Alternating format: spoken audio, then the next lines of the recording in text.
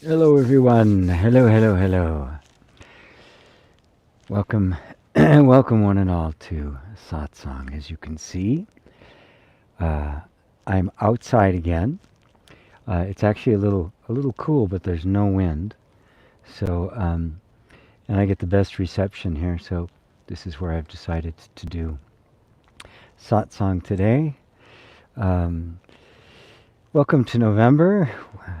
Welcome, US, because you've now turned your clocks back. The day was an hour longer today, which I always enjoy.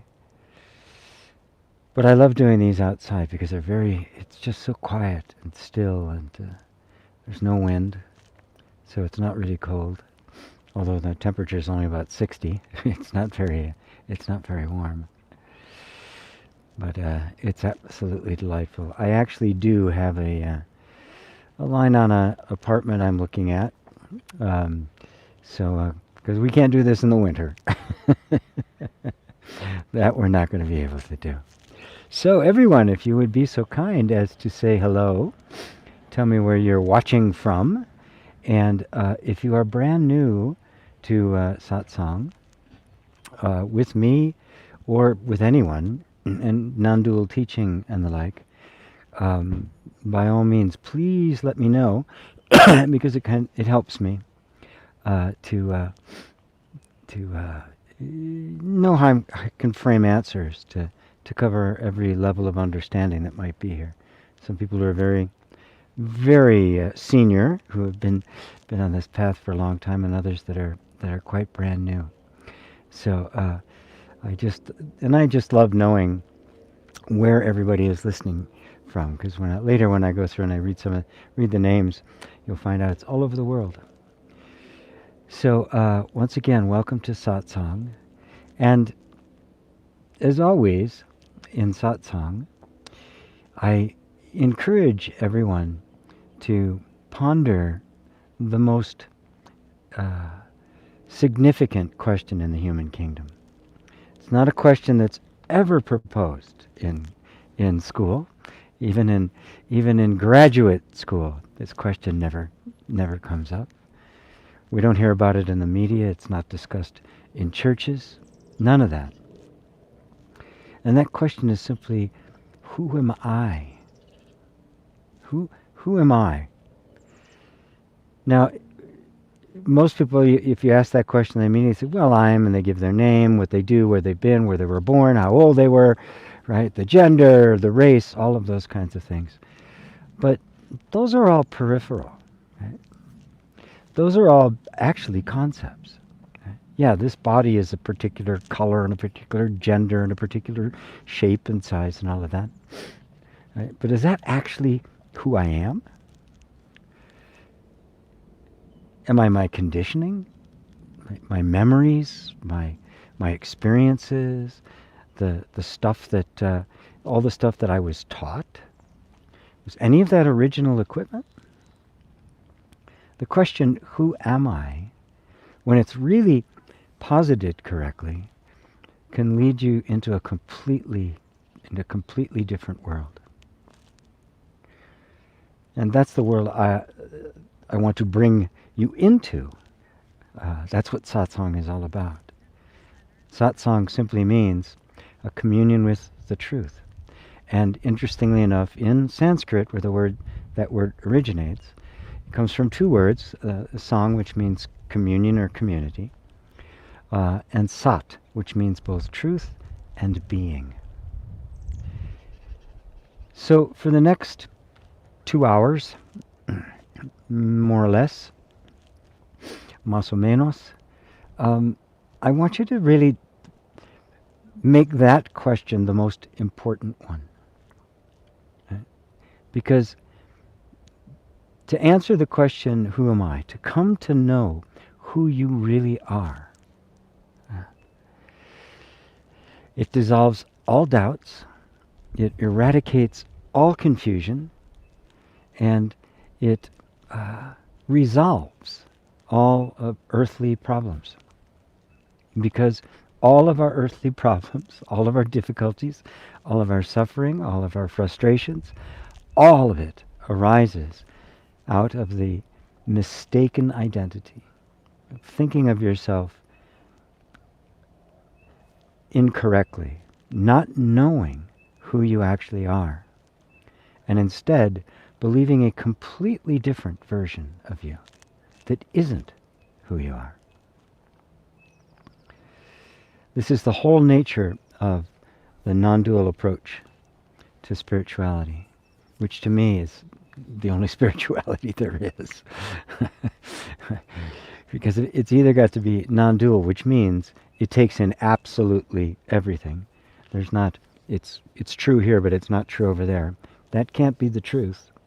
It's got to be universal. It's got to be everywhere. It's got to be self-validating. It's got to be self-luminous, self-existent, eternal. That's got to be the nature of truth, which is Sat. So what's the truth of you? That is what we are here to explore in such huge depths that it literally eradicates human suffering. So Satsang is an open forum. There's not any real lecture. I never plan anything. We're just here together to explore together this deep question. And so I invite all questions. I just ask that when you're coming up with a question, try to go all the way to its root. A lot of questions on the surface, like a relationship problem or some kind of domestic problem, financial problems or argument with politics and all that kind of stuff. They too have at their root, right, a sense of identity, an underlying belief or assumption about who you are. This assumption is so deeply rooted in us, so well enculturated, that we don't even realize it's there. We don't even question it. Rarely does anybody ever ask you, well, who are you? Right? If you go for a job interview, they check your CV, your salary history, and what you've done, and all the things you've accomplished, and what education you have, and certificates. They all do that, but never do they ask, yeah, but who are you? Non-dual inquiry is actually quite simple. It's very simple, as a matter of fact. It just seems arcane or obscure because the object that non-dual inquiry puts its attention on is you. It's easy for me to say, I want this, or I like that, or I wish things were this way, and we can talk about the things, right? Very easily. We all know, here's the thing, we're going to describe this car, or this house, or this boat, or this person. And we all know what the verb is. I want, I wish things were different, I like, I don't like. Right? We can discuss those too, exactly what that means, we all know.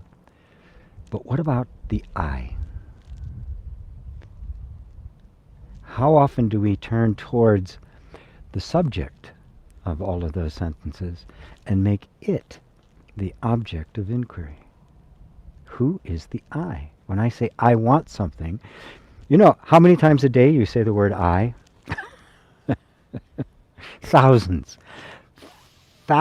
of times a day you say the word I. And in fact, because every other word is in reference to I, right? That's why I is first person, and then there's second, you and them and it.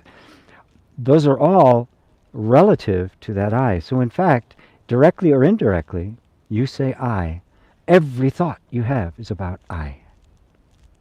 And yet we never question what we mean by I. And that's why we're here.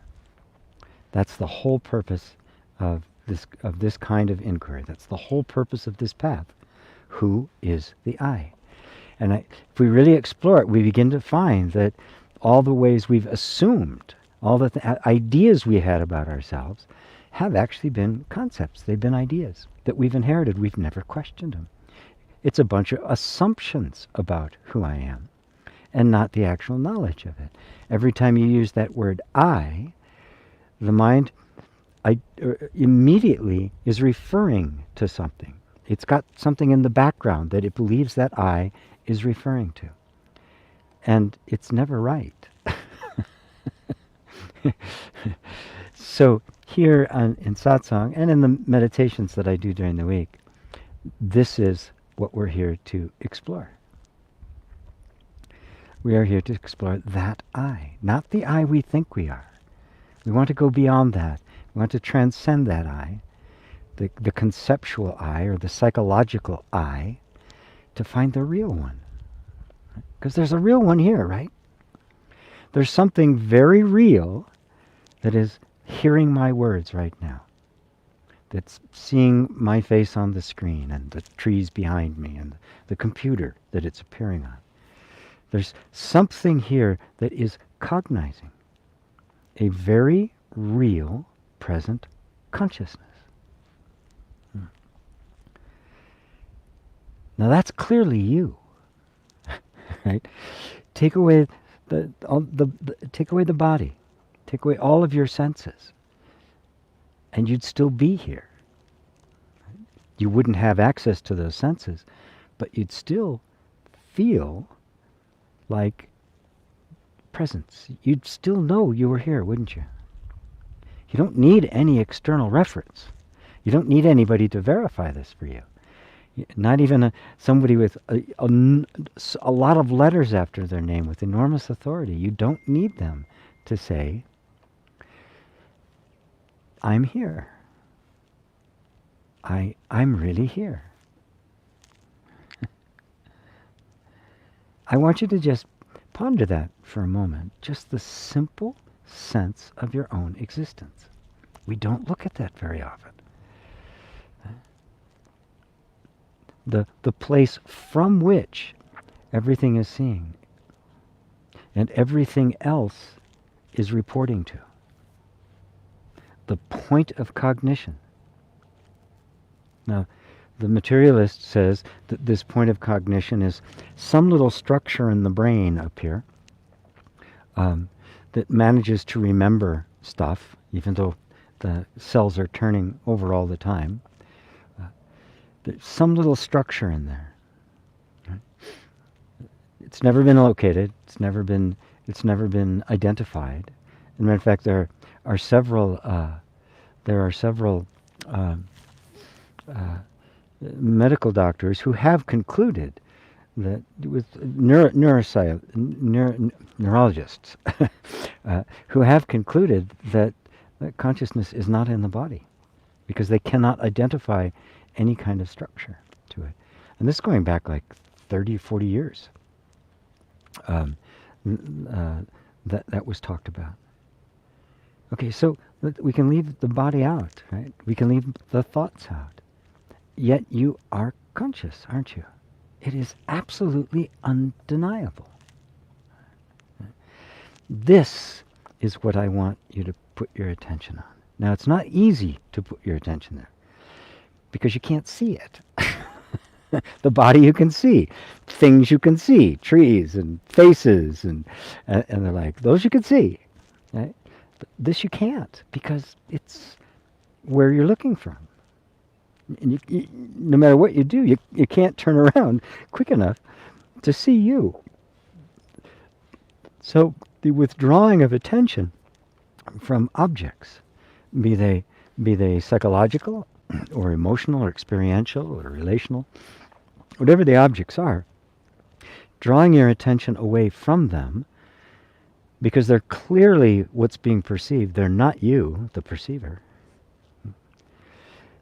Our attention eventually kind of runs out of stuff. It runs out of things to bring the attention away from. And you end up right on this threshold where you cannot actually identify yourself, and yet you know you are. Beyond a shadow of a doubt, you know that you are.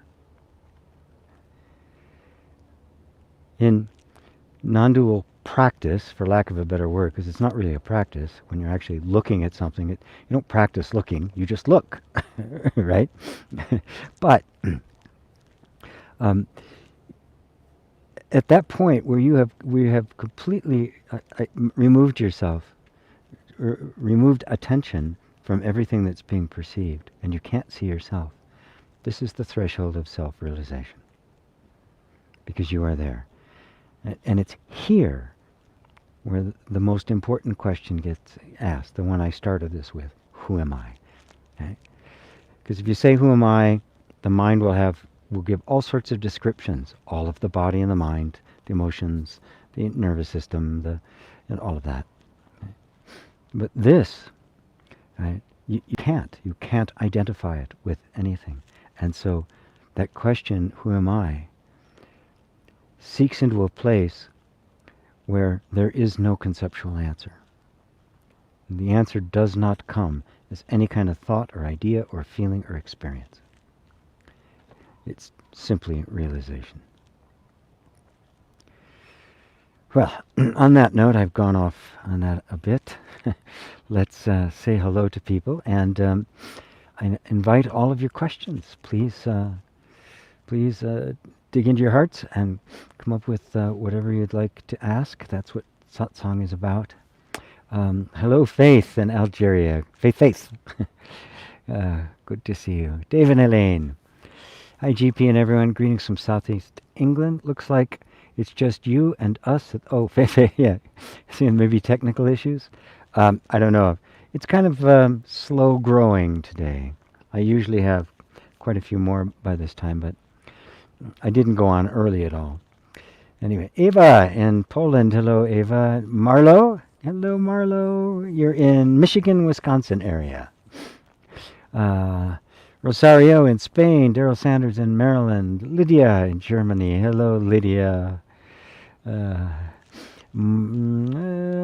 Playan. Hello from Sweden. Hello to you. Are you new? I think I recognize that name, but I'm not sure. Adelson, gee, I've been trying to get you live for a long time, my white brother. I'm from Cape Verde Island. Not on most maps. Very, very tiny. My name is Adelson. I'm just so grateful for your wisdom. Oh, beautiful. Thank you, Adelson. An island so tiny it's not on most maps. Wow, that's amazing. Well, welcome. Welcome. Cape Verde Island. Where's it near?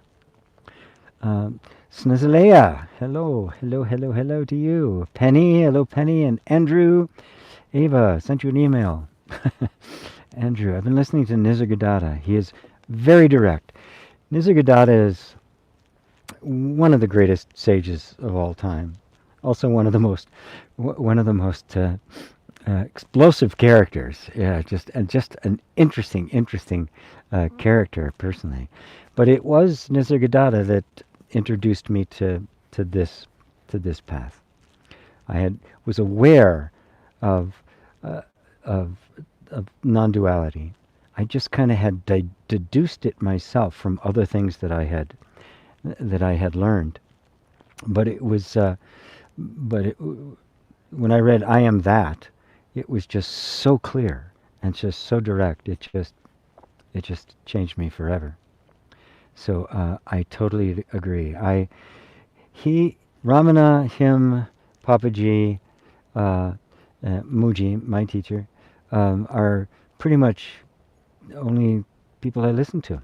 I read some of the Buddhist sutras, especially the Lankavatara Sutra. But yes, he's very direct, and his emphasis on no path, no teaching, but focusing your attention simply on the I am. That's what I was talking about, right? Earlier, becoming aware of being conscious of everything, but you can conceive anything, but you can't conceive this consciousness. It goes beyond what the mind can possibly grasp. That's just sense of being. That's what he said. Put all of your attention there. That's what he did. That's what his guru told him to do, and he did it. We don't have the same kind of relationship, but when, an awakened being tells you, put your attention there and leave it there, do it. Do it. they're not charging you anything. They're not trying to get anything from you, right? It is simply they pointing you back towards yourself. And you just have to do that often enough so that the mind isn't so jumping around. It's running from this thing to that thing. But you can very easily bring your attention back simply to the sense of being. That's all you need. That is all you need. No special clothes, no special positions. Even when I do meditations, that's all I do is... I mean, I do meditations. I haven't been doing as much lately, simply because I've had a lot of other stuff I had to do. But for a while, I was doing 3 or 4 a week. And I'd have a little discourse in the beginning, talk about some kind of subject, but then the meditation itself, it was always the same. Withdrawing your attention from thought, from emotion, from sensation, and simply bringing it right back to that place that you know it's there, but you can't wrap your mind around it. That place is what is meant by putting your attention on the I am.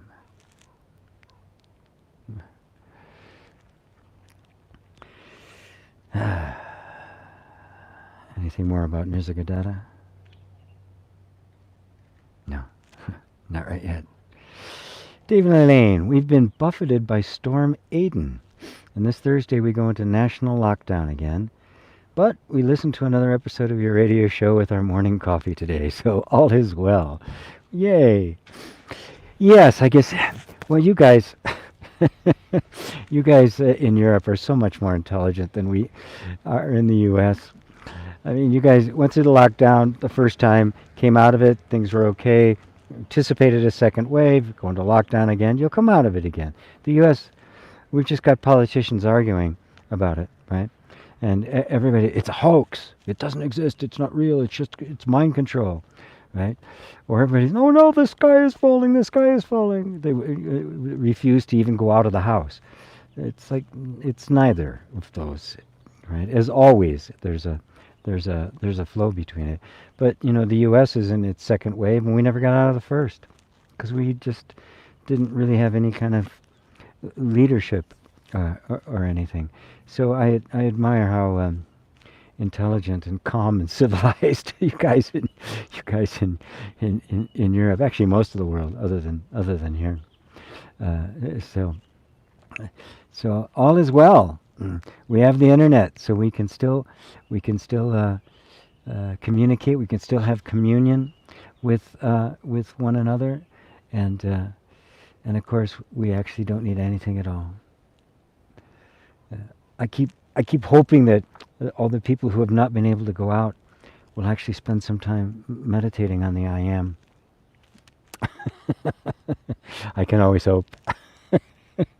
But judging from Amazon stock prices, I guess they're shopping, not meditating on the I am. Adelson, I've been trying to do self-inquiry, and I get paralyzed during the meditation, or I feel like I'm falling, yeah, and can't stop. Scary. I was molested, so I have a strong disconnection with self. Help. Okay. Yes, when you experience any kind of physical or emotional trauma, and a molestation is both, right? Because there's a sense of powerlessness, and then there's a sense of the violation of the body, and that registers in the body. The first thing to understand is that this is a conditioned response that the body's put itself into to protect against the possibility of that happening again. Very smart thing for it to do, very natural thing for it to do. But it's really important for you to recognize that you are the consciousness that is aware of the conditioning. You're not the conditioning. Now, that may be a mouthful to adapt to it at first, because we feel so.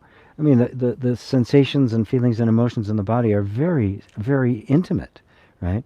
So when the body feels afraid, we think, I feel afraid. Well, that's not actually true. Right? The body is in a state of fear or a state of lockdown or a state of disassociation, right? But not you. You are the consciousness that is aware of it. Now, this is really all you have to do. We don't have to try to fix it or change it. We simply have to not identify with it.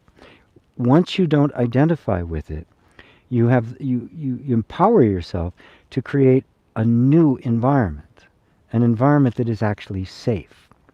In the safe environment created by conscious awareness, the body will very naturally begin to respond to the sensing of safety within the environment. But the most important thing is you have to become safe. And that's what self-inquiry is about. That's where it gets you to, a place of equanimity, of self-acceptance, of self-love, and big love, big self-love, perfect self-love, as Nisargadatta put it. And so that paralyzation that you're feeling is once again the nervous system reacting to you going beyond the sense of identity that it's used to. And so it feels threatened by that, right? And sometimes you will feel like you're falling, right? Let yourself fall.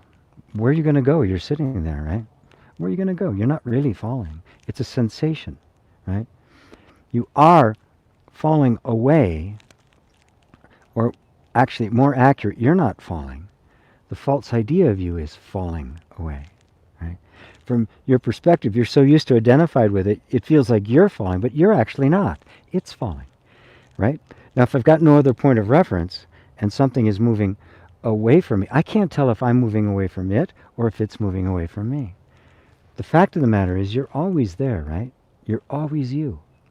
You're always in this place of being here. So whatever's happening, it is moving away from you. Okay? Now, this opens up the space in the heart for enormous self-acceptance and healing. Another quote I heard recently from Nisargadatta that I don't remember hearing before, he said, the mind creates the abyss, but the heart crosses it. The heart crosses the abyss. When you're creating the mind creates the imaginary separation between you and the reality of your being. But you can't be separated from the reality of your being, right? It's not possible. Reality is always reality. So the heart is crossing this abyss that's been created by the mind. And in so doing, we are disidentifying with all of the things we used to think were me. All the things that sense of I had associated itself with. And the word identify simply means to make identical with, right? So I become the body, but I'm not the body. I am the consciousness that is aware of the body. So when you're doing the self-inquiry, you might want to just start by practicing simple, what I call the yoga of allowing. To simply let yourself be present with what you happen to be feeling in the moment, with no agenda, with no attempt or even a desire to change or fix anything. If there's a desire to change or fix something, the nervous system will sense that as some kind of an attack. You're not right, you're not good enough, we got to fix you, got to change you. And it's going to kind of do this, may even dig in its heels. So really get to that state where you're accepting of what you're feeling as you're feeling it. That opens up the space for the inquiry. Because otherwise, the self-inquiry can have this undertone of wanting to get somewhere else, fix something, make something better, attain something, even attaining enlightenment. Even let go of that. Just be present. That sense of I am is effortless, isn't it? You don't have to create it. You don't have to try to hold on to it. It's always there. What we do have to do is bring our attention back to it, because attention is like a dog, right? Squirrel. It's always, if you watch birds, they're amazing to watch. They never turn and just kind of look. It's always tip, tip, tip, tip, tip. Our minds are like that. They're easily distracted. So don't let the inquiry become this heavy thing, right? Keep it very, very light. And if it starts getting heavy, just kind of back off and just breathe and just be present with what you're feeling. And not even try to do the inquiry. Just bringing your attention back to the body. Right? From there, you can go beyond the body. But we can't be in an argument or a conflict with our feelings, or we will be creating an environment that isn't conducive to inquiry. It's resistant, it's fighting, it's struggling, it feels threatened. Right? So we want to completely eradicate all self-condemnation, all self-criticism, all self-judgment, and all of the, in its harsh manifestation, but also in its apparently innocuous manifestation. I just want to make my life better. I just want to do. It's the same thing. It's got a nicer flavor to it, right? It's got a little chocolate on top, but it's the same. It's the same thing. Real self-love is an acceptance of yourself as you are now, not as you will be at some point. Remember, the inquiry isn't trying to bring you to something. It's bringing your awareness to what's already here. The inquiry is inquiring into the truth or falsity of what we have normally regarded as myself, and saying, oh, that's not me. How do I know it's not me? Well, I'm perceiving it. I may be very identified with it, like I'm watching a really good movie. If it's really good, it means you're really identified with it. But never, ever do you become the movie. You're always the witness of it. How's that, Adelson? Does that help? Even and that separation where you're actually with your feelings, right? Another word for that is forgiveness, self-acceptance, forgiveness. Same thing. Right? You're really letting go of all the emotional overhead. And the molestation, well, it's left some reverberation in the nervous system. It's a traumatic energy, right? Because that state of utter powerlessness is what creates traumas. So if you create an environment of absolute self-acceptance and just let the body feel it, it will discharge that energy. And you'll find that it will become just a memory without any association or any charge to it. And if you and if it persists, there's a few little techniques we can use to help the body do that. In fact, I just trained a new crop of coaches for doing that. Andrew Robinson, the I am. Yes, you are. Yes. We are the I am. I was saying something, and I think you were commenting on what I said, and I don't remember exactly where I was in the thing, but thank you, Andrew. Truth Loops. Texas says hello to you. Hello, Truth Loops. I would love for you to welcome a new listener, my dear friend Paola from McAllen, Texas. Well, welcome, Paola. Beautiful, beautiful, wonderful to have you here. Wonderful. I love that. And before somebody has to remind me, please like and share. Give me a thumbs up or a heart or something. Just it helps attract more people to Satsang.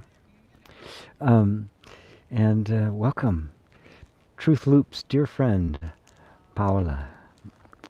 I like the way they pronounce it, because that is the Spanish The Spanish spelling, Paola. It's great. David and Elaine, gee, could a psychotic break be an extreme defense of a nervous system that is caught in a deep pattern of trauma rather than a psychiatric condition? Absolutely. Can psychosis still operate after awakening? Thanks. A psychotic break, and by psychotic break means just a complete collapse of the person, or the structure of the personality and the like, that makes somebody completely dysfunctional. Yes, it's always caused by some kind of a trauma. The need to have access to certain inner resources, and you just don't have them. And if the trauma is deep enough, and it's a psychotic break, you have access to so little of your natural resources that you are simply completely dysfunctional. You can't. I mean, you can't pick out a pair of shoes. There's nobody there with likes and dislikes. It's as if there's nobody there. That's the depth of a psychotic break like that. There isn't really a cure as far as psychiatry is concerned. You just medicate them and keep them from harming themselves and others. They used to chain them to walls. Now they just medicate them, but never actually investigate the real cause. And the real cause is a hostile and violent environment, right? Which we're universally living in, and just an extreme oppression, not able to be, not any kind of permission or support for simply letting this whole system develop naturally. It gets completely bent out of shape to the point where, it's like a car with the doors falling off and 4 flat tires, and right? It just doesn't work. The capacity for self-expression through an instrument like this is simply not there. Can psychosis still operate after awakening? No. No, because to awaken to who you really are really is the remedy for the normal level of psychosis that we're all in. Right? When we talk about a psychotic break, we have somebody in Section 8 housing, right? Or completely, the state comes and visits them twice a day to give them their meds, and that's it. That's the extreme case, right? But any kind of bigotry, any kind of fundamentalism, it's all different gradations or gradients of the same psychotic or state, which is you don't know who you are. Right? And now, if I have an identity that's strong enough, that is confirmed enough by the world around me, right, that is sanctioned by the culture, right, and we're all equally psychotic, well, that's normal. That's not psychotic. That becomes the baseline by which, extremely well adjusted and totally screwed up, right, is measured. But that's a cultural definition. It's completely arbitrary. And as you look around, you see it completely falling apart, right? You see it reflected in relationships of the genders, the meaning of institutions like marriage and church and governmental institutions and economic institutions. You see the entire thing falling apart. It's an arbitrary reference point that worked when the world was in a certain way, when it had certain characteristics existed, but it doesn't work in the world anymore. Holding on to it is psychotic. And so that psychosis is completely out of tune or out of step with the norm, right?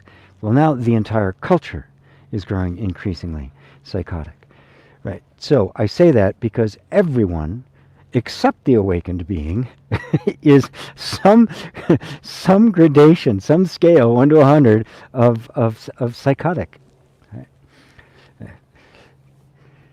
So the awakening is exactly the opposite. It is the rooting of the sense of self in that which is not arbitrary. It is absolute. This is what you really are. And that doesn't vary. It doesn't fluctuate. It doesn't come and go. It's truth. And the truth is self-existent. It is self-validating. It cannot be changed. Boom. This is where you stick. This is where you stick. Put the stake in the ground. Right? And you may, somebody, well, we all do, right? Until that, the moment of the final complete awakening takes place, there will be residual aspects of the personality coming up. The personality is psychotic by nature, completely unstable, right? But the awakening is simply, you now are seeing the personality traits and characteristics of the mind as the traits and characteristics of the mind and not myself. So they may continue for a little bit, but since you're not identifying with them, I mean, you've unplugged the fan. It'll spin down eventually.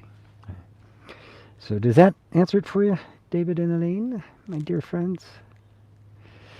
Nask Burhan, I want to know who I am. Fair question.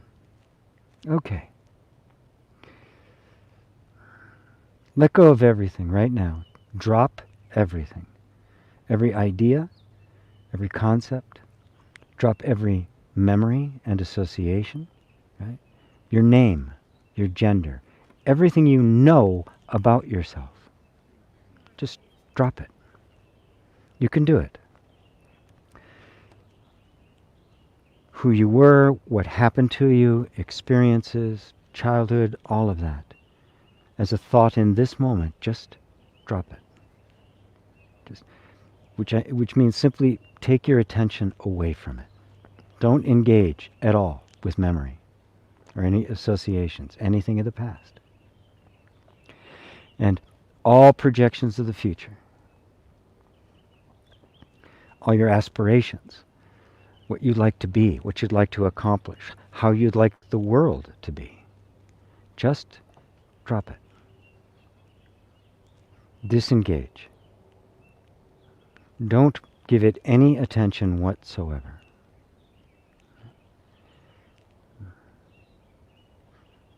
And whatever ideas you're holding about yourself right now, even the desire for enlightenment,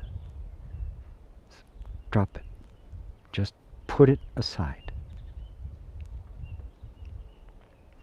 It pops up, just don't engage with it. Now what's left? No thoughts, no past, no future, not even any concepts in the present. Are you not here?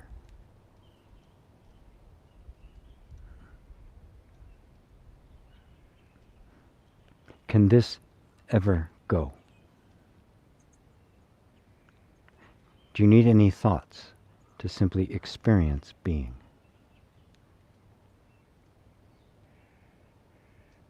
Did you create it? Does it take any effort to maintain it?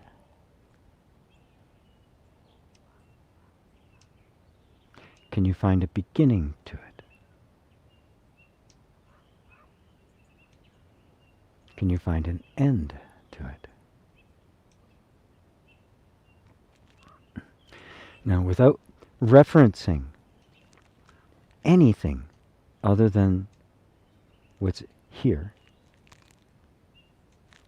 just being, is anything missing?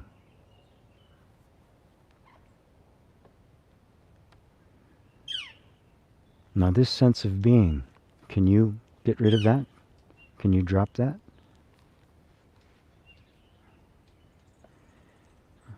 Whatever you can drop isn't you. So what's left? This is you. This is who you are. Just that. Nothing extra added.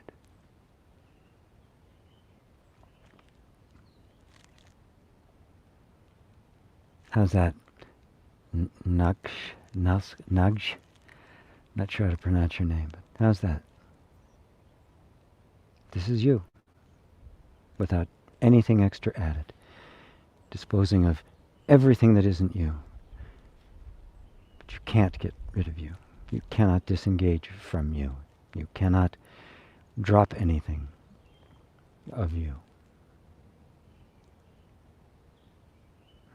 And notice, this isn't a visualization. We're not making this up. This is a direct seeing of yourself. This is yourself.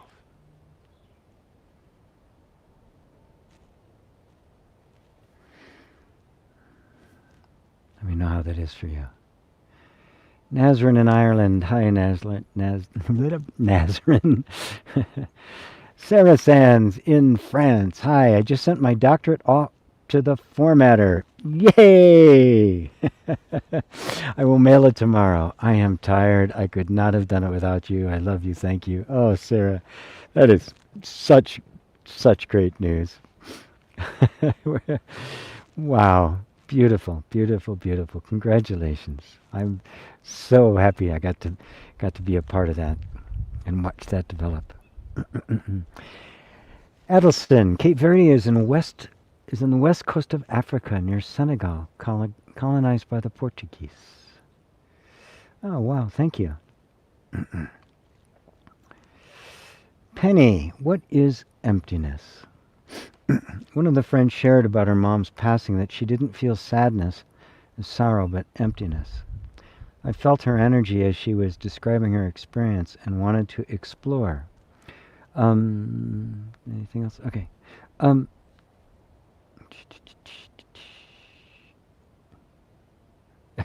Porton cheaters. That's funny. Let's see. Well, emptiness, what you're referring to is, and this is an acute part of grief. Right? Remember, when you're in a very close relationship with somebody, like your mother, or any loved one, anyone where a real relationship has formed, right? A real relationship has formed sets up kind of a continuous circuit of energy between the 2 or 10 or whatever it is, right? And so, because that's the case, it creates a little world, a world of its own. Now, when something disrupts that, like a death, right, the entire circuit has been affected. And that entire circuit isn't arbitrary. It affects your perceptions of things.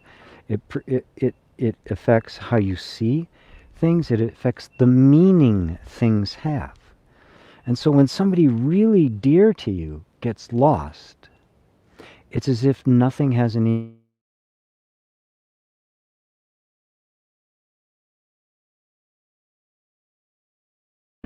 or what's referred to in how that word is used in Buddhist texts. That's a different kind of emptiness. This is the emotional emptiness that simply means because of a severe loss, nothing has the same meaning anymore.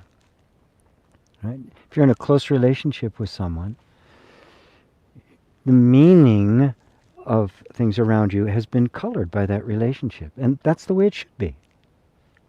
That's the way it should be. And that's perfectly natural. I'm not in a relationship, this means one thing.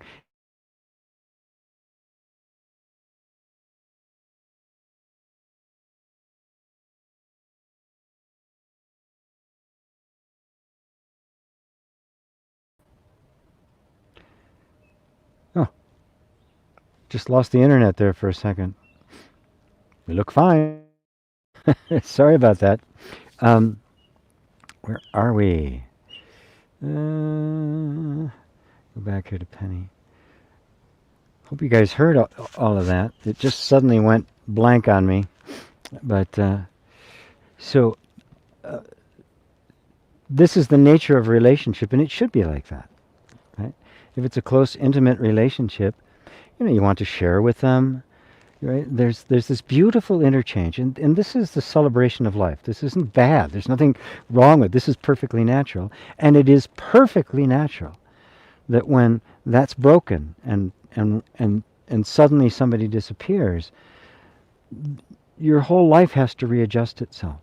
You're going to have to discover the meaning. You're going to become someone else, which gives everything else a different meaning. I want to make that really clear, because nothing has inherent meaning, right? These trees behind me. This park is a beautiful piece of land. I'm sure the developers would just love to put up condos here. So they look at this and they see, the problem. Got to get rid of all these trees. I got to put in a gated community or something. Whereas if I'm an environmentalist, I chain myself to that tree to protect it. Now the tree is the same tree, isn't it? The meaning it has is completely in the eye of the beholder. So when the meaning has developed out of a relationship, then when that relationship is gone, it can take a while for you to discover the meaning of things again. The value of things. So it's perfectly natural. It's grief. And if it's not fought and it's not resisted, if it's allowed to really fulfill itself without trying to reframe it or resist it or say it's God's will or anything to try to downplay it, if you do that, the grief will just very quickly move through and you'll begin to readjust. And the huge heartbreak will go. The sweet memories will linger, right? Forever. That's part of the celebration. And the world will reform itself around you. Does that answer it for you, Penny?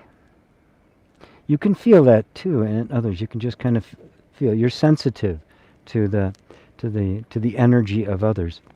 And so you're going to feel it. It's not a problem. It's not something you need to tap on or something to change. If you're working with somebody with grief, the tapping and inner reconciliation would be to get them to allow themselves to feel it fully. Because grief is what it feels like when the whole nervous system is adjusting itself to a new reality. And if you don't let anything get in the way of that, it will do that in the most direct way. So oftentimes very quickly, right? It'll be just enough a period of time to honor, to harmonize, to turn the pain into sweet memories. Thank you, Penny. Truth Loops. I didn't know you considered Muji your teacher, G. Yes, indeed. Yeah. Matter of fact, I specifically asked him the question. I said, will you be my teacher? He said yes. It was standing right in front of him. And I wanted to be very, very clear about it. I didn't just assume nothing. Sarah Sands. Hey, Adelson. Lots of folks know Cesaria Avora. They just don't know where she is from. I have no idea what that's about. Porden Jeterson. Cute. No, tyranny is a thing. It's called herd immunity. Europe is weak. Okay. Yeah, whatever. This is not a forum for giving political opinions.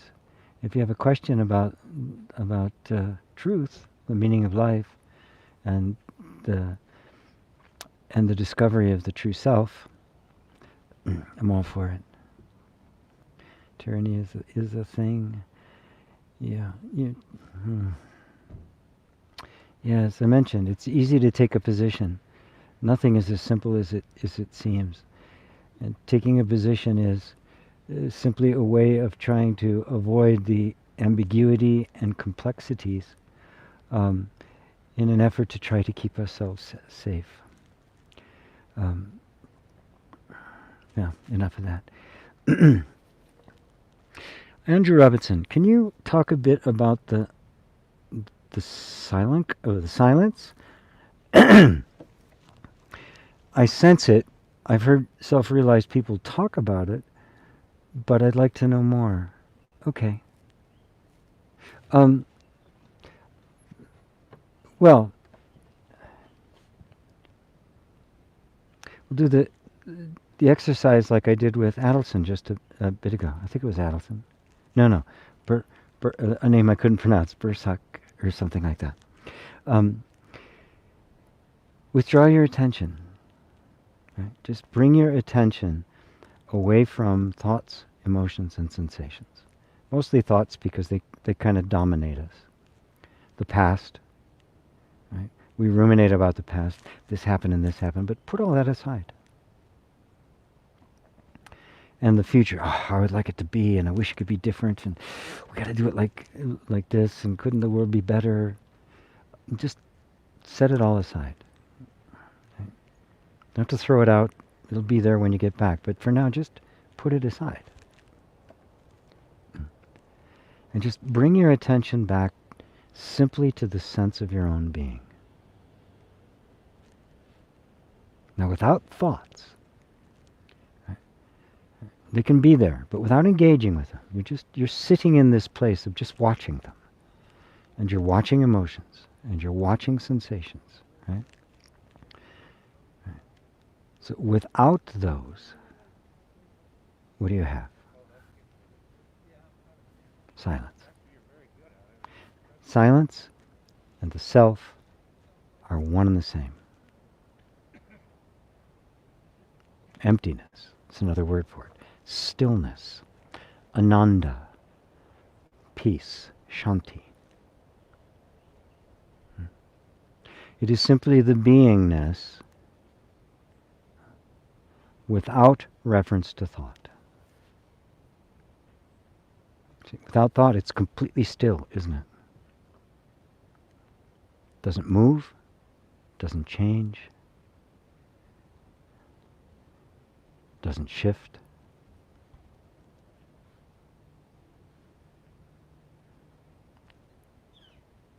Silent. This is the silence. You don't have to know more about it. Right? You don't have to even think about self-realized people or listen to talking about it. Just feel it. That's it. It's immediately accessible to you. Right? And notice that it's the background behind everything. It's always there. Music doesn't break the silence. It appears in it. And there's even a dance with it. Right? Without a silence behind it, we couldn't hear it, could we? But now, the object of attention, music or the like,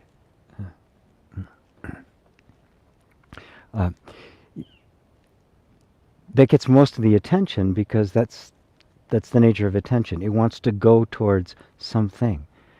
It doesn't want to go towards the emptiness, the spacious background. It's not interested in that. So you bring your attention back and you notice that music couldn't be there without the silence.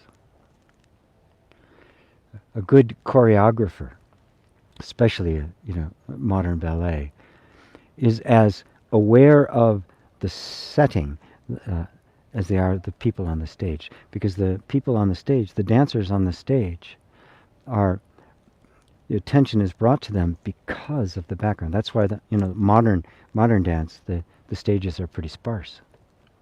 They're aware of they call the negative space. Right? It's like, your body is in space, right? It doesn't push the space apart, right? to fit itself in, right? The space is always there. Right? It permeates it. And so that silence permeates everything. Becoming aware of that, you'll become aware that no matter how much cacophony, how much noise or chaos is around you, you're always aware of the silence in which it's appearing. And that's peace, equanimity. Does that answer it for you, Andrew? Sarah. France went into lockdown too on Friday, David and Elaine. Sorry about the great and sorry about the great and beautiful Sean Connery. Yeah, really. What an interesting man. Yeah. You know who 19. Don't give up hope. Oh, I'm not sure what that's for. Truth Loops. Being okay with not feeling okay. A season for everything with the body, emotions, mind, which we observe. Was there something earlier? Because,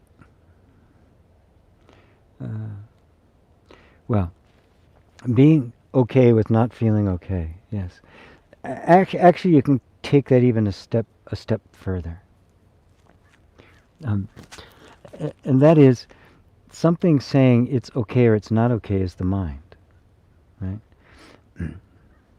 Take away all thought, all references, all descriptions, all meaning. Take all of that away, and what do you have left? It's just an experience. It's a sensation.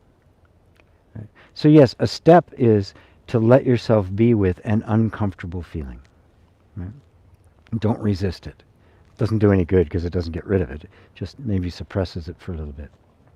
But going beyond that, you realize that even the word comfortable and uncomfortable are the mind,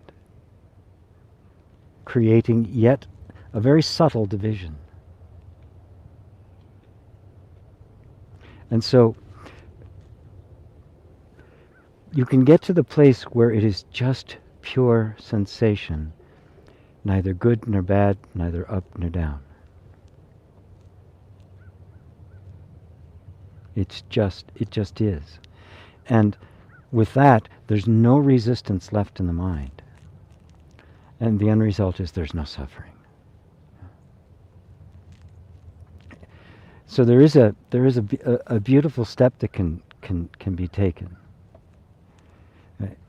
And the first step being simply being willing to be with it. And that's a big thing for a lot of people, to actually be with their feelings. We're always trying to sedate them or distract them or get rid of them in some way. I just want to get rid of this feeling. So it takes an enormous amount of courage to turn around and simply say, I'm just going to be with this. All my resistance isn't getting rid of it, so let's just be with it. Now that's huge, because the resistance is the suffering. With that goes the suffering. But then it can get even deeper. And you begin an even more significant withdrawal, where you see sensation is just sensation. It has no meaning.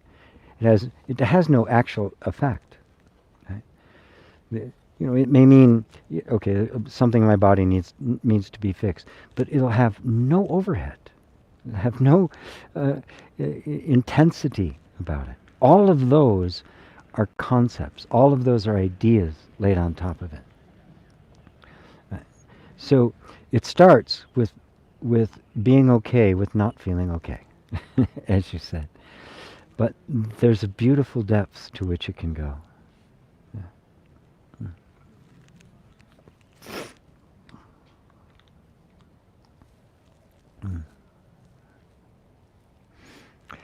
I've been pondering the things you're saying here, Porden Cheeterson. And yes, we do need to stand up to tyranny, but we also have to not be so quick to jump to assumptions about, because underneath all of it, underneath the tyranny and all of that there are certain aspects of the egoic mind. Now I've found there is a way to be resistant to tyranny without yourself becoming tyrannical or closed. Because if you just completely throw the whole thing out, say herd immunity or something like that, well, that's fine if you're not, if you happen to be the one that get immune, right? And it's not somebody close to you who is sacrificed to the herd immunity. Yes, that is an approach to it. but human consciousness has evolved to be able to consciously participate in the nature of the world. Right?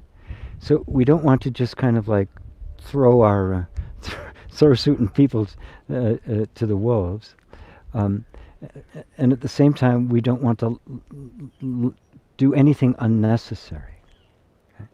How do we learn how to consciously, intentionally, with our hearts, cooperate with the nature of things? Right? Things like vaccines and the like. It's not, a vaccine isn't valuable. It's the value system.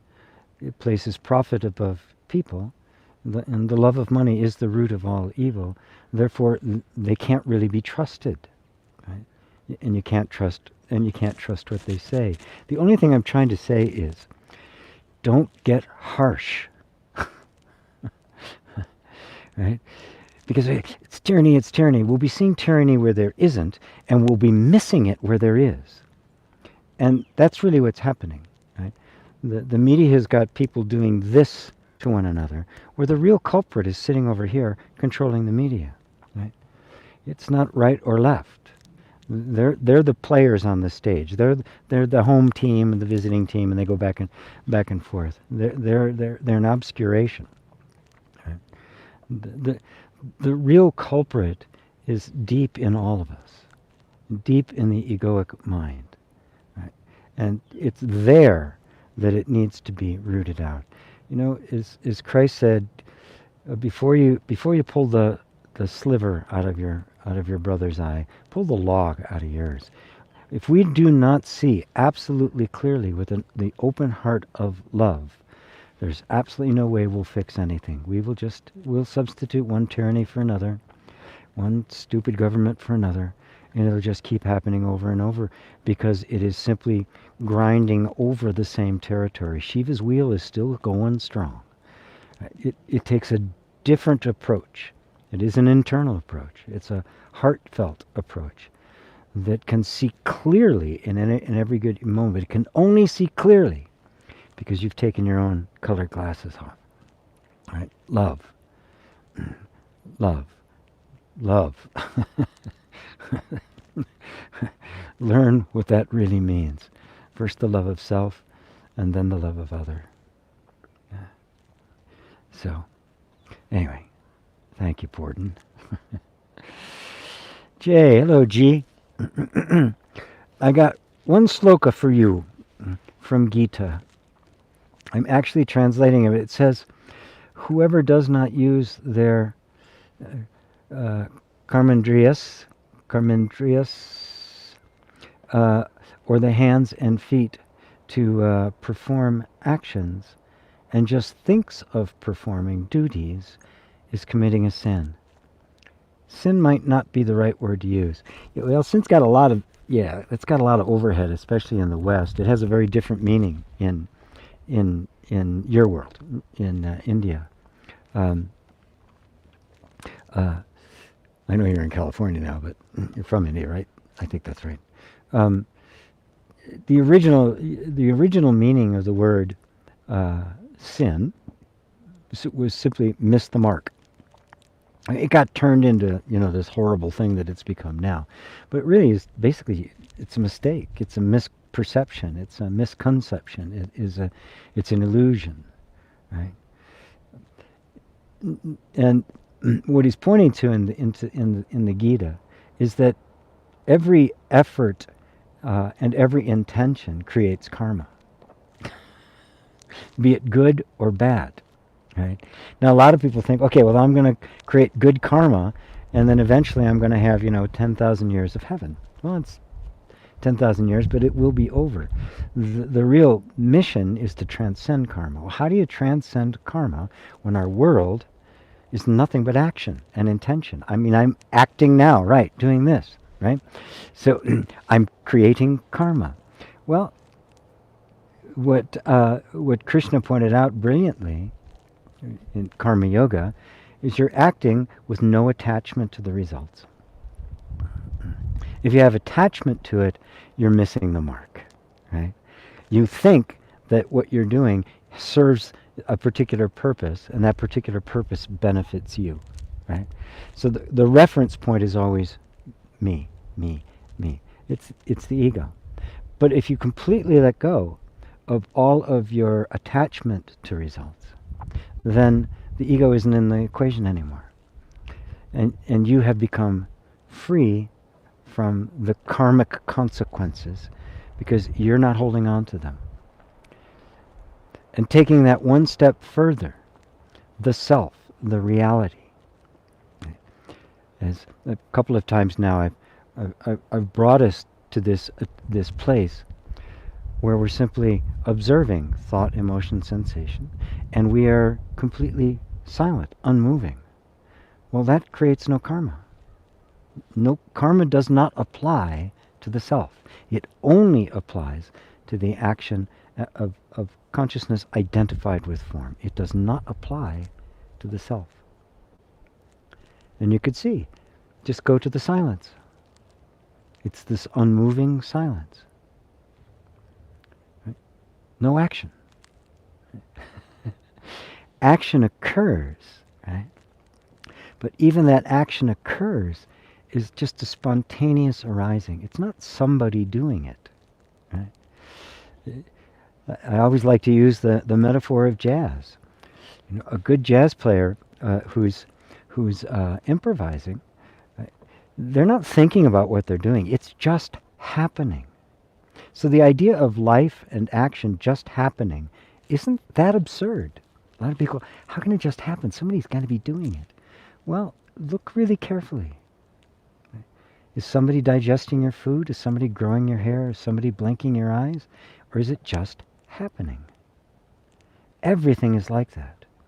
Trace every thought you have back to the moment right before it appeared. Did you make it? Or did it just go pop and come into existence? And did it dance and then disappeared? Where did it go? Nowhere. Gone. Popped into existence, out of existence. Just like that. It's not created. Nobody did it. This is hard. We're so identified with being a person and thinking of ourselves as being a doer. But if you really look, if you honestly, directly put all of your attention on it, really look at it, you find nobody's doing anything. Everything is just thoughts happening and actions following. It's a hard one for folks to grasp, but only because we're so identified with the ego. We want to be the doer.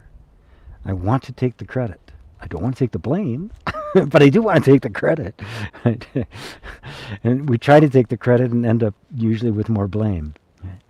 We're not the doer. Really examine it. We're not the chooser. Right? There are choosing thoughts. There are thoughts that lead to action. Right? But when you really look at it, they just happen spontaneously, just like the jazz player.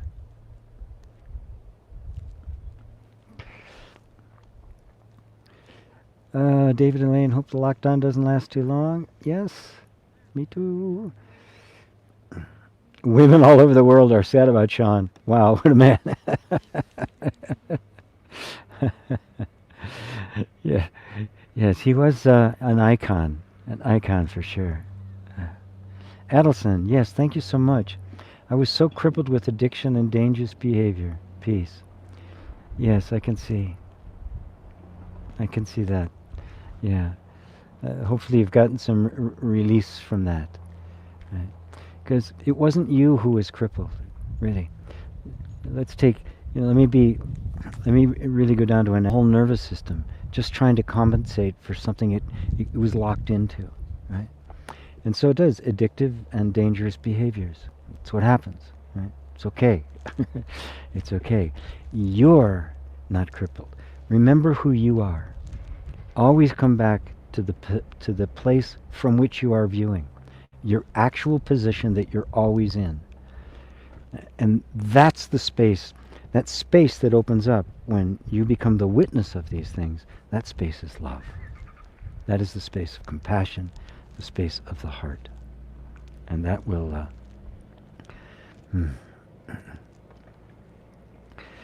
that is the space of healing. It will discharge all of the energy.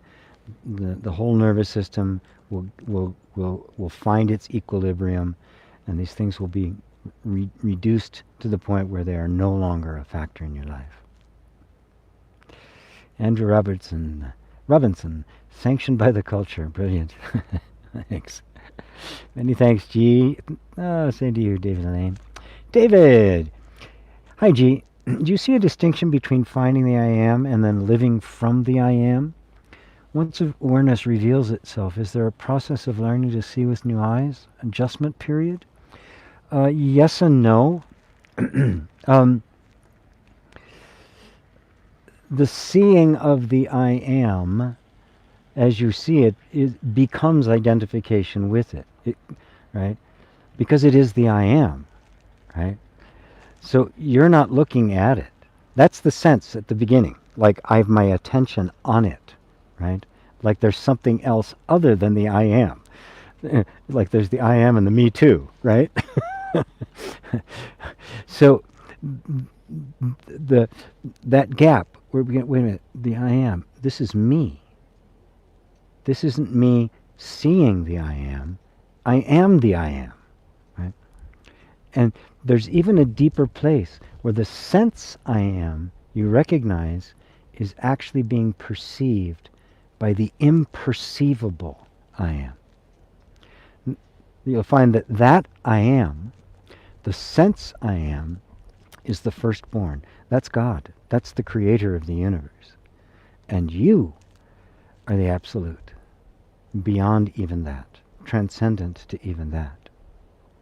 Now, that requires no integration or process of learning, right? Because that's what is. What is does not need to learn how to be what is. It just is. But there can be and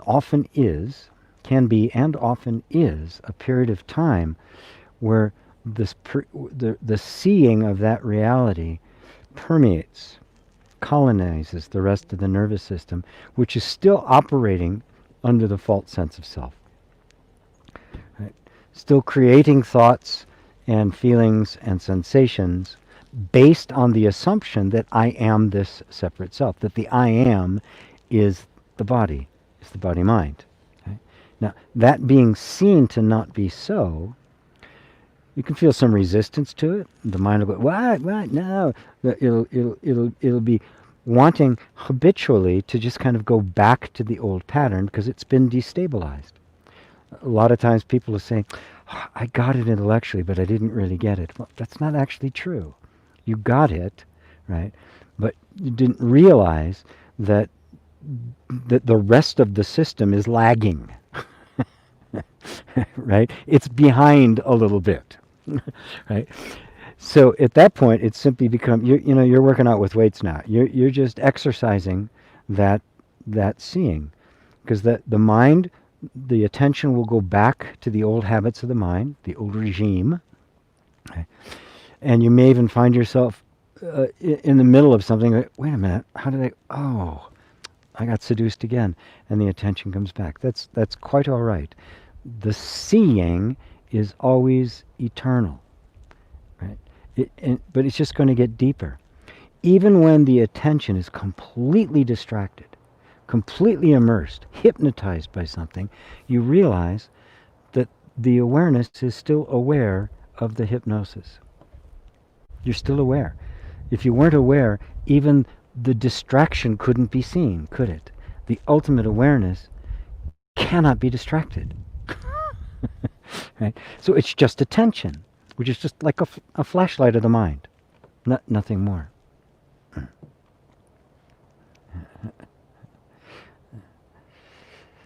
So the learning to see is really a retraining of the nervous system so that, the puppy dog isn't running off anymore. Right? No, no, no, come back here. Come back here. Right? Sit. Behave. Because that's all it is. That's all the nervous system is. A very sophisticated little puppy dog. Right? It's your servant. It's your friend. It's useful. It's useful to you, but it has been mistrained. It's been trained to obey the wrong master, the master of the egoic mind. Right, which isn't and so it's identified that as the I am, and so when you're being with that sense I am, just notice that the mind will always be producing a different image of the I am. It's a different picture altogether.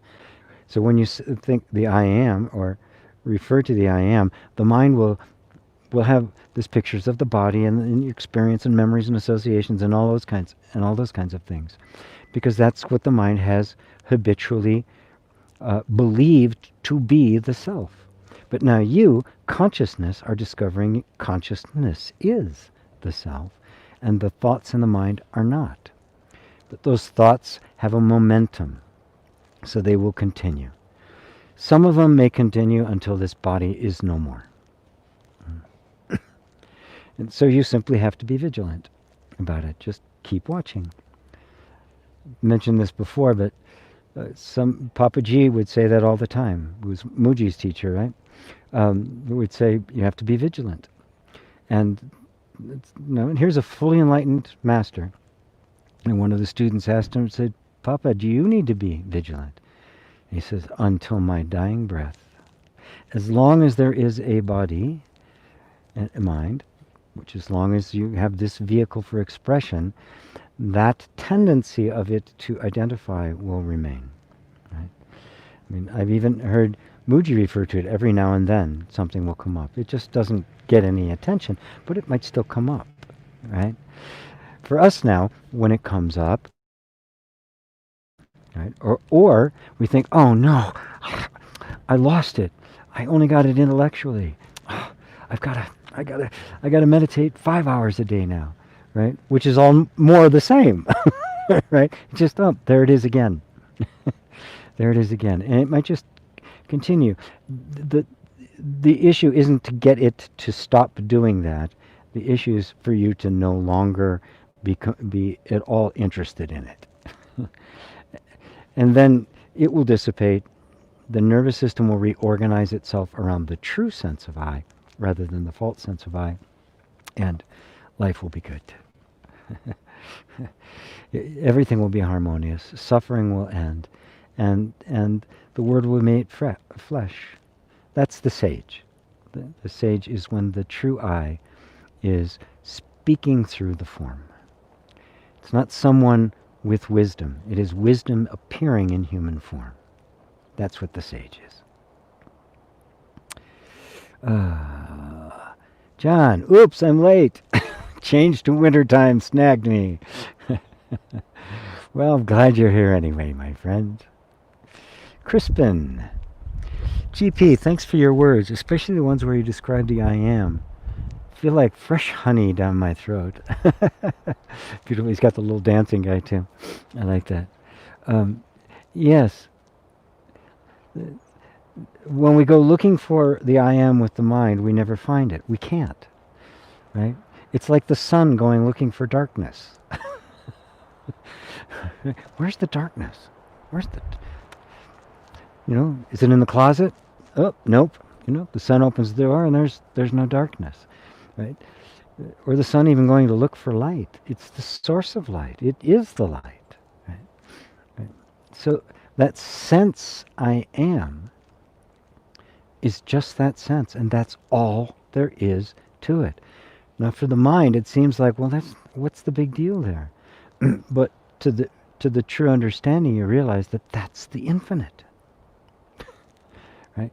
If you were something, you'd be limited. You could only be so much. You could only grow so much. You could only learn so much. You could only expand. You could only do so much. Because you would be this. You could not get outside of it.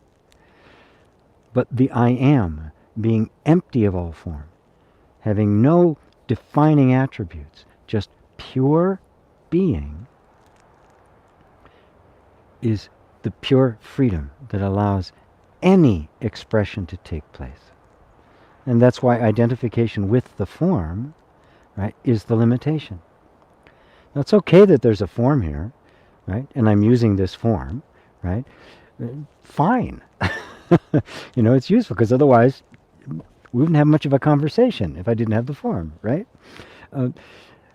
And your form, my form, different forms, right? But just like, you play a song on a guitar, it sounds one way. You play a song on a piano, it sounds another way. An a cappella choir, it sounds another. A marching band, it sounds a different way. It's the same song, right? We're all singing the same song. We are all the same self. It's all just appearing in different forms, right? If there's an identification with the form, it will feel as if I am locked into this form, right? And when this form dies, I'm going to die. Oh no! But you're not. You're not locked into the form. It's just the way it's appearing. But there's this thought that says, I am this form. But if again, it's a beautiful thing to just ponder. The belief that I am the body, it doesn't take much to take it apart and recognize that you're not. That these are just images in the mind. And you do not end at the skin. You're just taking in the environment around you, the experience of feeling your hand, right? Or hearing something right here in your ear, and the jet that's off in the distance that I can hear, they're no different. There's a belief that I end at this boundary. But this boundary between me and everything else is no more real than the boundary between the US and Canada. Go, see if you can find the boundary. You can't. It's made up.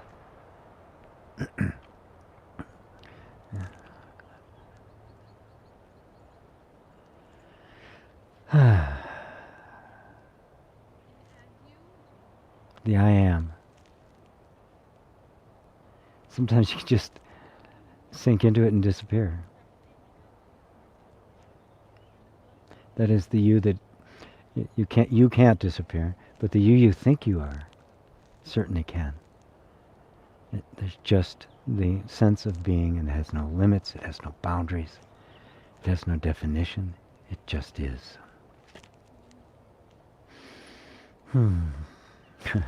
Faith. How can we be sure that we are conducting this research out of thirst for the truth and not a way to escape the harsh, disappointing life, a self-isolation? That's a beautiful question, a very honest question, and the answer is your own earnestness. Okay?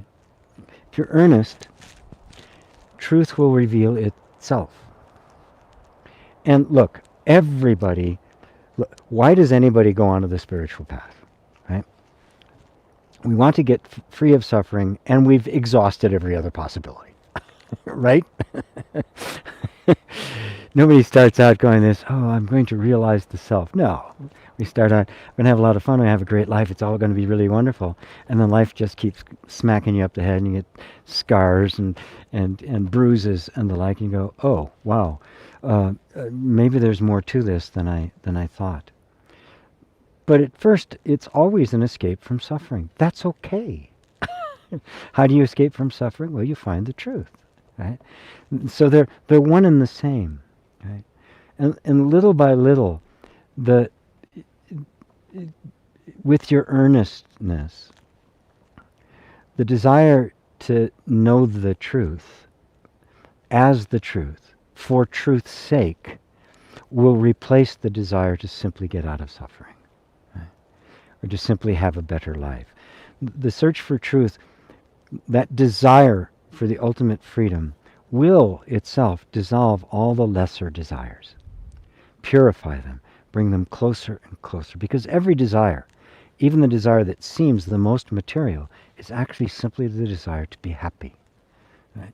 Which is to know who I am. That's the fact.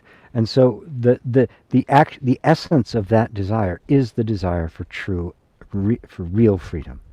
And in the process of following that desire, all all of the impurities that have attached to it, all of the misplaced desires, think that's going to bring me happiness or that's going to make me feel free, those fall away. The eye gets clearer. Wisdom gets more refined, more sensitive. Until little by little, the only thing left is the desire for freedom. And that's the only desire left. That is the power that holds the attention in this place beyond which it can't go, which is just the place of simply, the place of effortlessness. You've run out of moves. There's nothing more you can do except be with that, the deepest question, who am I really?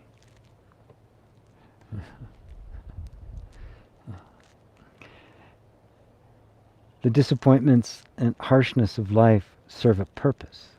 If it wasn't like that, we wouldn't seek the truth. Right? So don't think it's a problem that you're seeking the truth to get out of the harsh and disappointing life. It's how it happens. It's the only way it happens. Right? Little by little, become less and less about getting out of the harsh, disappointing life, and more into the pure joy of the genuine experience of freedom. Beautiful question, Faith. Beautiful. Everybody's congratulating Sarah, Lydia, David, and Elaine. Great. Sarah, you deserve it. John Sheehan, hi GP. Can you explain there is no other? Mooji uses this phrase very often. Thanks. Yeah. Oh boy. Let's look at it very practically, right? See if I can turn this a little bit and get. Oh, there we go. There's a little better. So not so much glare, and I look angelic in the light.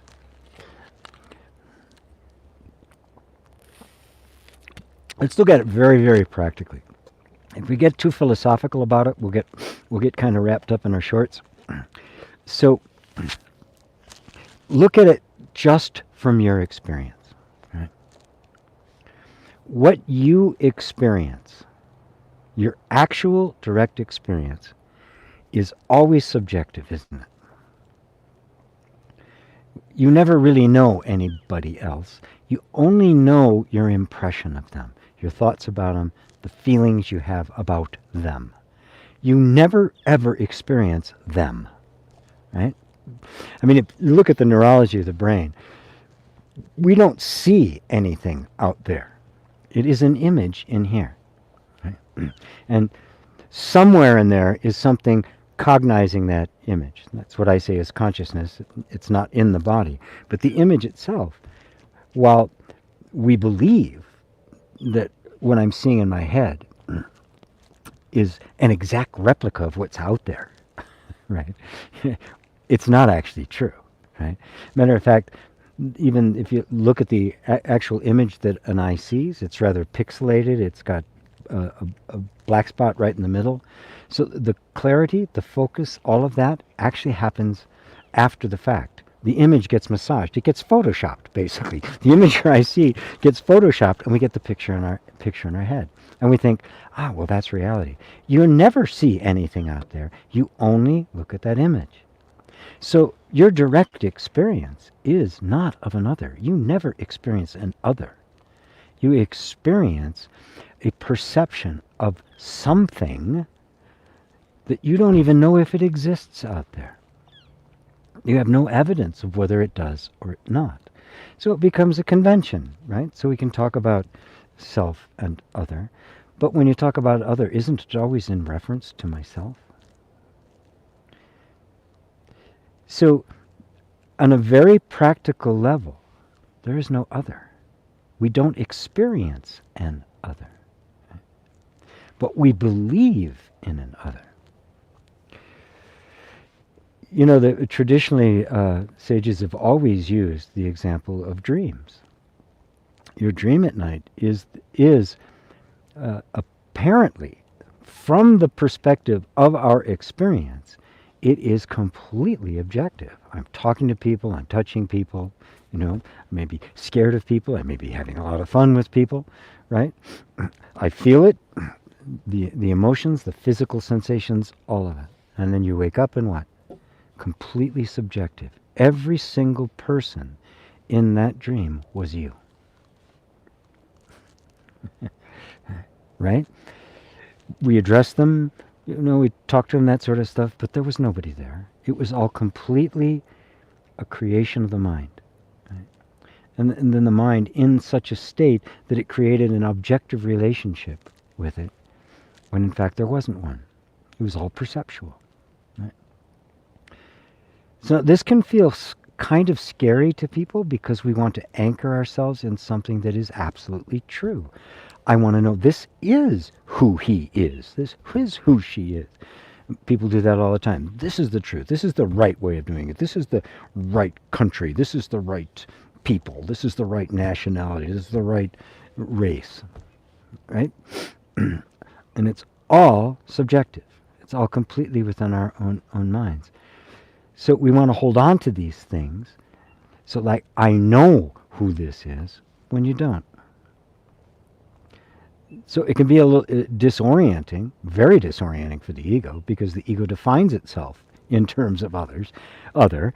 But when you realize that the other is completely a creation of the ego, the whole thing falls apart. The whole egoic psychosis begins to fall apart. So then where do you find the actual truth? Go back to that which you know for sure. Right? Your own existence. Not your ideas about yourself, because even your ideas about yourself are an other. Did you grasp that? Even the concept you have of yourself is an other. It's just a concept you're looking at. Right? So who are you? The one looking at it. Now you're real. That's undoubted. It's not subjective. It's not an impression. The other is just a concept. It's just, a bunch of little bits of information put together to form an idea of somebody out there, and we think that's who it is. We do the same thing to ourselves. That other doesn't exist. Neither does the other that you think of as you exist. What does exist? What do you know for certain actually is? If you really examine your senses, you see that you have no evidence whatsoever to conclude that what you're experiencing actually exists outside of the consciousness that's perceiving it. Now this is mind-blowing, and it just kind of it breaks people's minds because we're so used to defining ourselves in terms of this other objective reality, but you find there is no proof that there's an objective reality. It's all subjective. Okay, so what is objective? What do I know for certain? What can I point to that without a shadow of a doubt exists? Not a matter of my perception of it. Not a matter of my distorted ideas about it. But it absolutely know for sure it is you. Because even if all of this is an illusion, you got to be here to have the illusion. You are what is real. So you can completely drop the idea of another. The other will come back again in a completely transformed state once you know who you are. Because when you realize who you are, you know who everyone is. Because we're all faces on the same soul.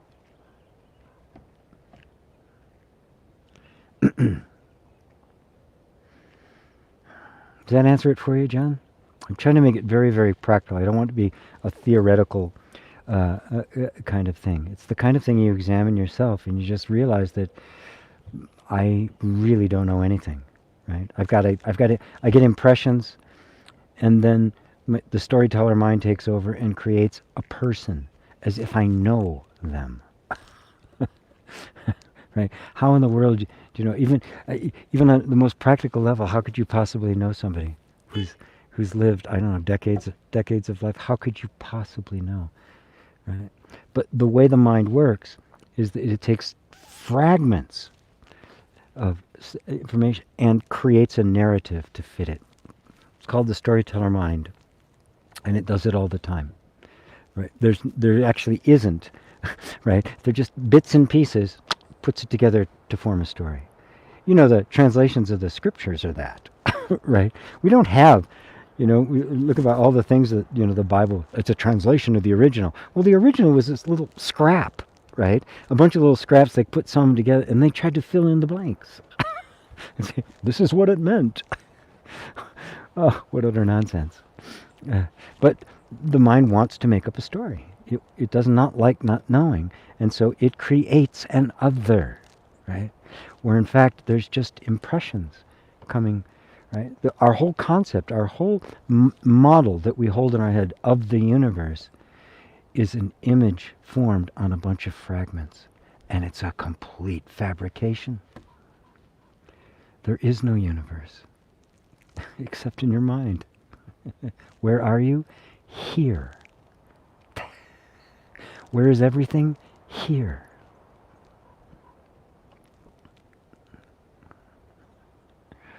Oh, that's fun. Thank you, John. Is that good? Is that good? I hope. Penny, thank you much, GP. This is so beautiful. Oh, good. Yeah.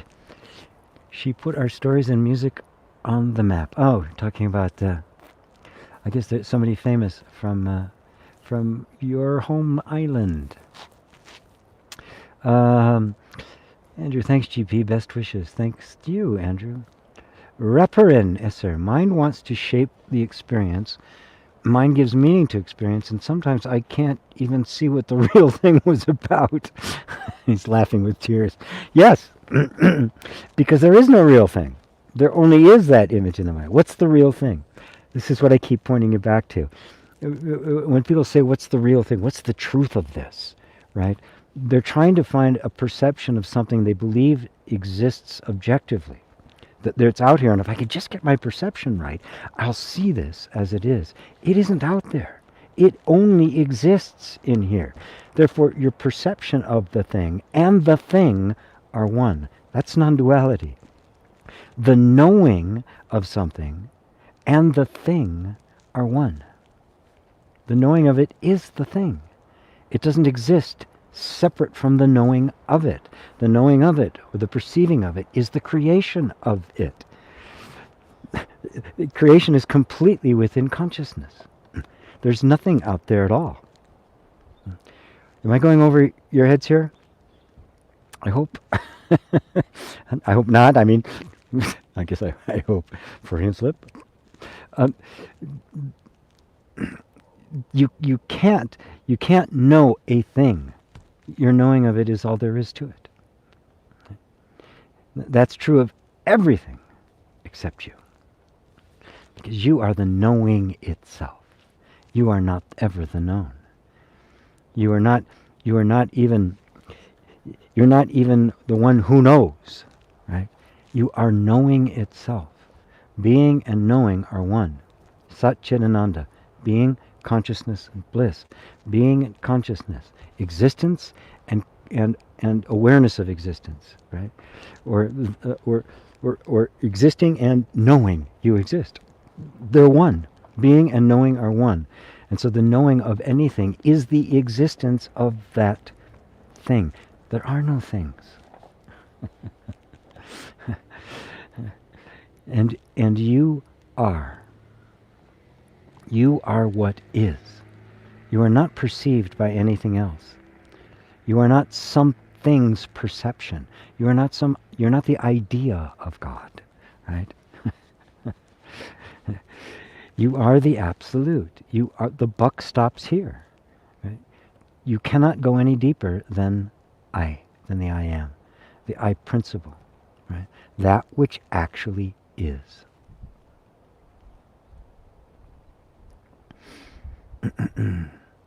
How's that? Reparin Essir. Ripperin? Ripperin? Not sure how to say your name, but I like the picture. So let me look at that again. Wants to shape the experience. Mind gives meaning to experience, and sometimes I can't even see what the real thing was about. Yeah, it's because it's nothing but the meaning the mind gives it. That's all there is. And that's okay, right? Right. If you know that, you don't go crazy. If you don't know that, you'll fight for a position, and people have wars and all sorts of things about it. I mean, that's what's happening in the media all over the world. It's a battle to control perception, to make, oh, this is what's really true. None of it's true. It's all nonsense. It's all made up. But now, if we just recognize that, we can just agree on things, for a convention. We're going to use this kind of system or this kind of money or this kind of time, right? We're going to stop at red lights. We can just agree on some stuff that isn't absolute truth, but it's useful, helps us, keeps us from running into each other. But we don't attach anything to it, and the moment it's outlived its usefulness, we let it go. We just boom. No need to hold on to it because it's not true. It is nothing but perception, and this is the nature of all things. That's amazing. Isn't that amazing? I love your little emoji of the guy laughing to tears. I can't even see what the real thing was about. Maura O'Reilly. Hello, Maura. Hello again from Goodrich, Ontario, Canada. Blessings to you, Mr. GP. Thank you, Maura. Effie, hi, GP, and thanks from Istanbul. Thanks to you, too. Mike Bukar, great video, GP. Thank you. Sarah, hi, Penny. Love that you're here. Now I'm going to calm down. Leza, hello from the rainy East Coast. Jay said, yes, I'm Indian. Yeah, I thought so. Born in the U.S., though. Oh, I didn't. Oh, okay. Thanks so much. Oh, okay. Probably will have one sloka for you every Sunday. Great. Those of you who don't know, sloka is like a verse, like a Bible verse. In the Hindu scriptures, a sloka is like a verse. Marlo, it seems like when I want to be in the moment with the feelings, they go away right away. Like I become aware of the feelings and all of a sudden they're gone. How do I know they actually released, flowed through, versus just went into hiding? Have fun with it. If they're going into hiding, right? Okay, so counting to 10. 1, 2, 3, here I come. Just play with it. Because that does happen, right? They get the attention. The nervous system wanting to hide certain things, right? Not wanting to come to light, right? Because it doesn't trust it. It's a part of the defensive mechanism. So, first off, don't say, it just went. Don't attach any meaning to it whatsoever, right? Say, oh, you're gone now. Are you going to come back? I'll wait. Just play. Just become very, very playful about it. And they don't. If nothing comes back, let it go, right? Don't worry about it. Yeah. We're not on a quest here, to make the nervous system release its trauma. Gonna release your trauma, goddammit! Right? That's not helpful, right? So just become very open and playful and loving and patient, right? I often use the example when you're working, with these deep things that are coming up. You've all seen nature photographers, right? Especially the ones who photograph wild animals. You've seen these people, even they'll get a close-up of a lion, right? How in the world do they get a close-up of a lion, right? They just be, eaten or mauled to death. Well, they'll go someplace where they know they are, right? And they'll just sit there in the open and not do anything. Just sit. And eventually the natural curiosity of the animals, they'll notice. Right? Or a little bit more time, they'll come a little bit closer. You go. Right? The photographer doesn't move, just sits there. Doesn't do anything, not non-threatening, just, and little by little they get more and more comfortable. Before they know it, they're up to it, they're nudging it, they're pushing on stuff. And before you know it, he's actually established a relationship with them, and then out comes the camera. Right? The natural curiosity, the natural desire for connection, the natural desire for freedom, right? If you just sit there like that photographer and be patient, right? Eventually, and this isn't, this isn't over minutes or hours. This is over days, right? Sometimes weeks that they're sitting there in order to get that shot. Well, that's the commitment of a great photographer. We need that kind of a commitment for our own internal healing, and then you'll feel, because it is possible that if you're totally open and non-resistant and allowing, that feeling can vanish like that. It can just go away, right? So you just be with it for a while, right? If it comes back, great. If it doesn't, well, that's great. That's great too. So again, make this an exploration where you are discovering, right? Right? And if they just did go into hiding, that's not a problem, right?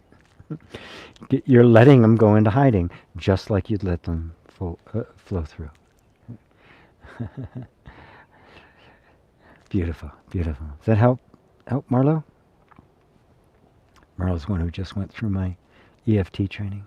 Lisa, lovely Lisa Berry, my on-air producer for the radio show. Hi, G, such helpful words. The sage, wisdom appearing in human form. Yes, that's what it is. We mistake it. We think it. Oh, that person is wise, as if wisdom was a personal possession. How can you possess wisdom? Right? How can you possess the universal truth? Right? You simply harmonize with it, and then you give expression to it. Or rather, harmonizing with it, it uses this form to express itself. Because what is wisdom except the mind of God? It is the inherent intelligence of pure awareness, that which actually is true being. David, thank you, G. Helped us both here. God bless. Very good, very good. Faith. Recently, I've been experiencing like I am too. Faith, who experiencing pain in her body, have desires which it is perceived, and the perceived who can listen to the music and the silence. Well, which one is you? Now look closely, because you said it feels like I'm two. Right. All that is the old sense of identification with this. And now you're looking at it from a different place, where you're seeing that there's pain in the body, there's desires, there's things that are happening, right? And I'm aware of it, but there's still identification with it. I'm in pain, my desire, that personal sense of I is still present, right? Now, which one is actually the I? Which one is actually you? Because you can't be two, right? There's not two of you in there, right? Which one's you? Are you the one perceiving, or are you what is perceived? It's very simple. It's very simple. If I can perceive it, it can't be me. Absolute sort of truth, right through the center. Boom. Okay. So there's a sense of self, right? There's pain in the body, or desire in the body, or maybe even pleasure in the body. I'm seeing. I am perceiving that. Right? So I'm something other than that pain, pleasure. Then there's thoughts, right? Of someone who's experiencing pain, of a sense of identity. But even that is being perceived by something, isn't it? Now, where are you? Right? Which side of the lens are you on? The side that's seeing, or the side of that which is being seen? Just keep going back to that point. Just keep going back. It'll become clearer and clearer and clearer. Thank you for your answer, she says. I'm tired and I want to live life effortlessly and accept what life brings. To live life effortlessly, you must discover the effortless self. Right? You can't live effortlessly from the false sense of self. Doesn't work. The ego, everything's an effort for the ego. The ego is simply a word for efforting, for identification, for what's the word I'm looking for? Just kind of escape, resistance. Right. It's not a thing. The ego isn't a thing. It's a functioning, and that's the name we've given to this set of functions. That's all it is. A function, you can look at it. Go, I'm looking at that function. But then there's this sense of I, right? I want to get rid of it. Even that, I want to live effortlessly. Right? Can you see that? I am tired. Who's that I? I want to live effortlessly, accept what life brings. Who's that I? Does the self say, I'm really tired? Does God wake up in the morning and go, oh God, another day of being God? It sucks. Right? It is the mind that is saying, I am tired. Are you tired of being aware? No. The tiredness is something you're aware of. So the tiredness is a temporary phenomena that's there. The desire to live effortlessly, a temporary phenomena that is there. That I, that's the pesky little bugger. That's the mischief maker. Look at that closely and see that's just a thought. What if that thought never occurred to you? I'm tired. Would you be tired? There's certain feelings going through the body. But would it have any overhead? Would there be a big deal about it? When we say, I am tired, there's a whole story that goes with that, doesn't it? Right. Oh, I want to live effortlessly and accept what life brings. Right. What if none of that ever occurred to you? Really, take that to heart. Take that in and really play with it. Right. Look at that thought very closely. Right. And notice that it too is just perceived. And that which is perceiving is effortless. It's effortlessly perceiving. It's not tired. How could it be tired? It has no moving parts. It is in the state, perpetually the state of accepting what life brings. Because it is life itself.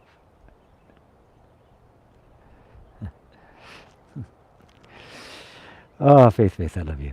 You're great. Sarah's thanking everybody because everybody's patting her on the back for the good work. She's been working on it for years. She deserves it. Nazarene, Inner Reconciliation course is genius. Thank you. I want to thank you, G. Very grateful. It took me a year to go through, and it was worth it. I love your meditations. I'm glad. It's supposed to take a while. It's a transformation. It's not book learning.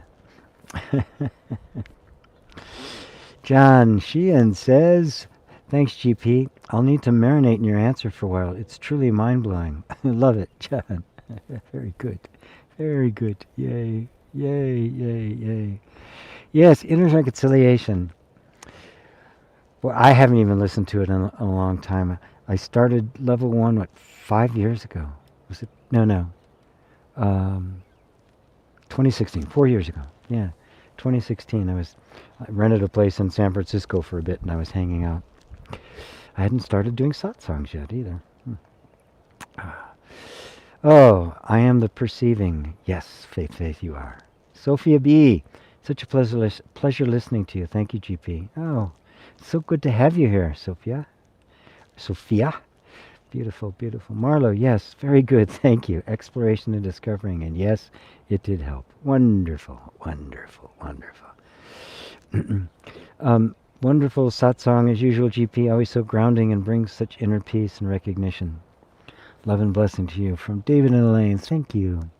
Jay, one last question. What's your opinion on Sadhguru? Does he focus on awakening? I don't really know him that much. I've listened to him. He seems like the real thing to me.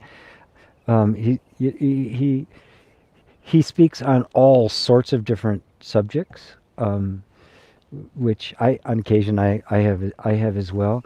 So yeah, I mean, if somebody's drawn to that, I know he's doing enormously amazing work in the world. He's got a huge charitable organization that's doing incredible things. So the guy's real. I mean, the guy is real. What can I say? Is the space in Chicago any different than the space in Paris? Right? It's the same space, right?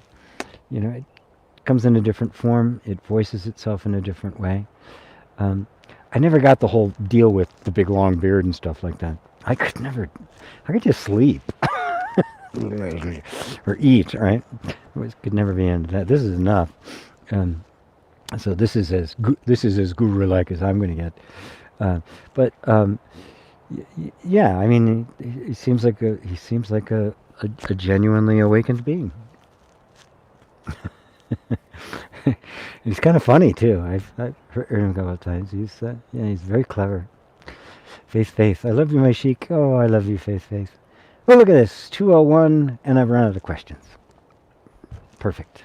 And it is beginning to get cold now, so it's time for me to pack up and go home. And oh, it's so good being with you guys. This is my favorite thing to do. I do love it. So thank you all. Thank you all for being here. And thanks for a beautiful satsang.